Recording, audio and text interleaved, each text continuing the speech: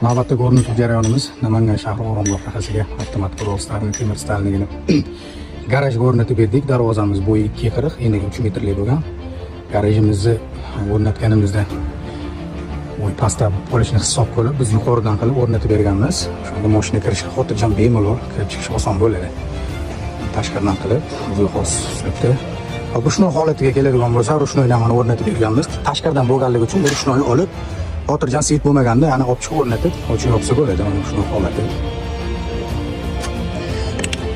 Ana ichkaridan ko'rinishi. Bu korpus 30 sent hamda bitta lambarini hisobini olganimizda, bu pastda qo'yishligi uchun mashina kira olmadi. O'shaning uchun biz tashqaridan yuqoriga qilib o'rnatib berganmiz. Ikkita yonni ham tashqaridan devorga qilib o'rnatib berganmiz. Ichkaridan ko'rinishi, katta radioblok. Komplektimizda ikkita pulti.